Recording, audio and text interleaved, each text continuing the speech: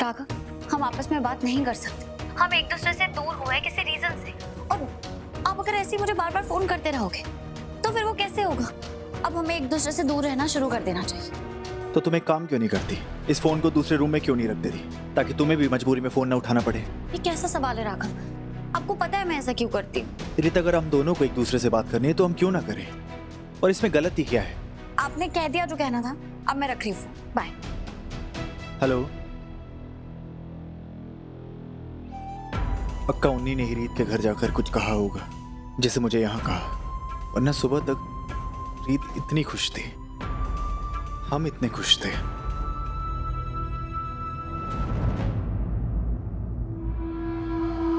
जिस बात के लिए मैं इतने महीनों से प्रार्थना कर रही थी वो हो गया।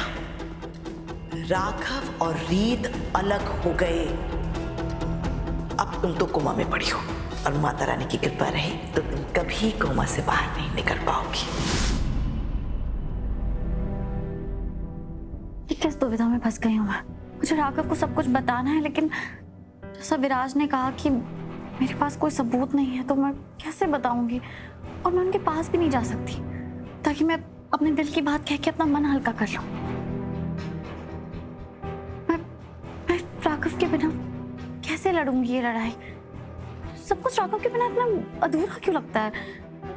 ऐसा लग रहा है जैसे ये लड़ाई मैं राघव के बिना लड़ ही नहीं पाऊंगी, और ऐसे मैं उनसे कैसे दूर रह पाऊंगी? कैसे? ये रात को मेरी विंडो कौन नॉक कर रहा है? मुझे सबको बुला लेना चाहिए।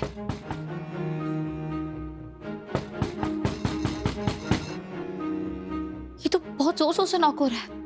मैं देखो, तुम जो भी हो ना, मुझे कराटे आते हैं और मेरे हाथ में ना भी वास है, तो इसके बाद अगर तुम्हारा सर फूटेगा ना तो उसमें मेरा कोई दोष नहीं है, ठीक है?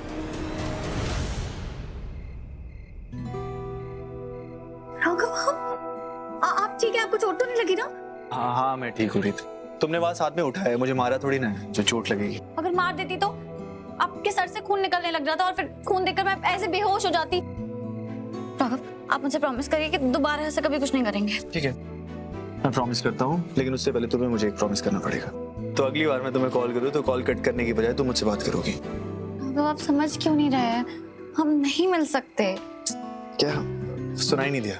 मैं कह रही हूँ कि हम नहीं मिल सकते। रीत, मुझे तुमसे मिलने से कोई नहीं रोक सकता। मुझे परवाह नहीं लोग क्या सोचते हैं, तुम्हारी फैमिली क्या सोचती है। मुझे तुमसे मिलना अच्छा लगता है। तुम्हें भी मुझसे मिलना अच्छा लगता है ना?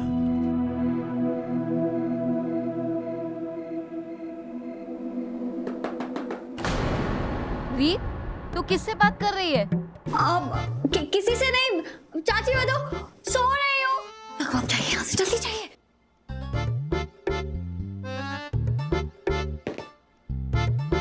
राघव, मैंने आपको बाहर जाने के लिए कहा था, आप अंदर क्यों आ गए? तुमने मुझे कहा था वहां से जाओ, तो मैं वहां से यहाँ आ गया। रीत, क्या बात है? अब कुछ नहीं, मैं सो ही रही हूँ चाची। वाह, कितना अच्छा झूठ बोलती हो। और वैसे तुम उबासी लेते हुए ऐसी नींद में खूबसूरत बहुत लगती हो। चुप हो रहिए आप। रीत, आप एक काम करिए, आप यहाँ चुप जाइए। कहाँ? इसके अंदर। नहीं, आप यहाँ अंदर चले जाइए। नहीं, आप तो कुतुब मीनार जितने बड़े, आप इसमें कैसे आएंगे? आप सोफे के अंदर चले जाइए। जाइए। रीत, मैं चूहा थोड़ी हूँ, मैं इसके नीचे कैसे आऊँ? आप बेड पे चुप जाइए, लेकिन जल्दी। चाची क्या सोचेंगी तुम्हारे बेड पे मुझे देख के? राघव, बेड के ऊपर नहीं, बेड के नीचे, वहाँ कोने में चुप जाइए। चलिए। वहाँ कोने में कोई चुड़ैल हुई और उसका दिल मुझ पे आ गया तो? राघव, अगर आप अभी छुपे नहीं ना तो सचमुच की चुड़ैल अंदर आ जाएगी। जाइए, चुप जल्दी। रीत, हाँ, आई। हाँ चाची। रीत, कौन है अंदर? कोई नहीं चाची, यहाँ कौन होगा? बस मैं और मेरी तन्हाई। चौधरी धर्म शहर में जाती। पर नहीं रीत, मैंने अपने कानों से सुना है कोई है कमरे में। नहीं, कोई नहीं है। कोई नहीं है चाची, कोई नहीं है यहाँ पे। रीत, सच बताऊं, कुछ दिन पहले ना स्मिता के कमरे में भी ना ऐसी ही आवाजें आई थी। उसे उसके कमरे में भूत दिखाई दिया था। अच्छा हाँ मैं भी भूत की आवाज निकाल सकता हूँ।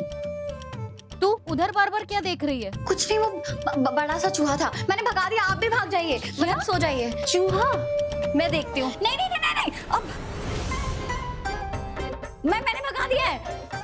क्या भगा दिया है? चूहा। अच्छा ठीक है, चलो बैठ। अरे नहीं, आप यहाँ बैठिए, आराम से आइए आइए। हाँ यहाँ। वैसे ना मुझे तुझसे एक और बात करनी थी।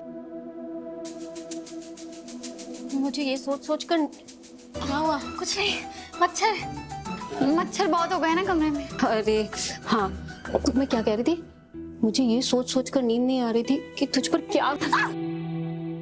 अब क्या हुआ? कुछ नहीं, वो बड़ा वाला मच्छर था शायद। कभी मच्छर कभी चींटी। चींटी नहीं, चीटा था चाची। आप चले जाइए, आपको भी काट लेगा। मुझे ये सोच सोच कर नींद नहीं आ रही है कि तुझ पर क्या गुजर रही होगी। मैंने उन्नति को इस घर में नहीं लाने का जो फैसला लिया है, तुझे उस बात से बुरा तो नहीं लगा ना?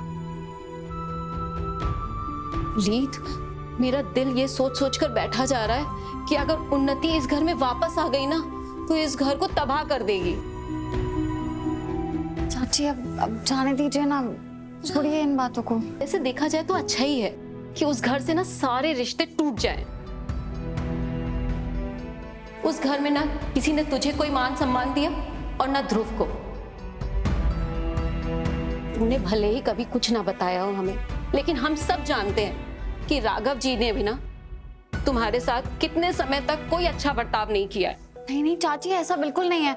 वो सब पुरानी बातें थी। अभी तो राघव से ज्यादा प्यार करने वाला पति किसी को नहीं मिल सकता, सच में।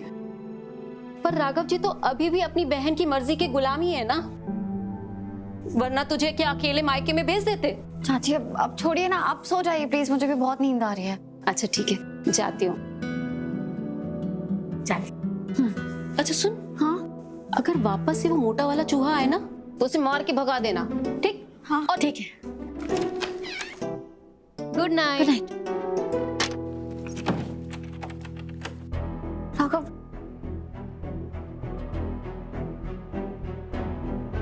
सॉरी राघव, चाची ने जो कुछ भी कहा आपको उसका बुरा लगा होगा ना।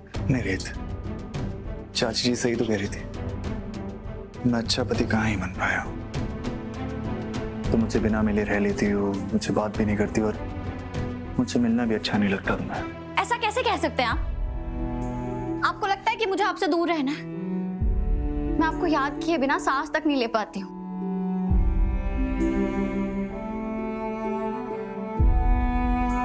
तो मुझसे प्रॉमिस करो रीत, तुम मुझसे मिलना बंद नहीं करोगी। चुप चुप के ही सही, पर हम ऐसे हार नहीं मान सकते। प्रॉमिस करो।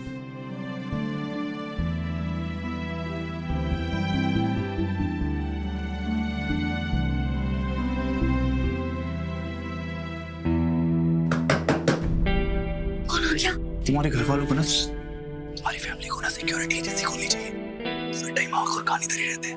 राघव आप जाइए प्लीज, प्लीज जाइए, जाइए ना।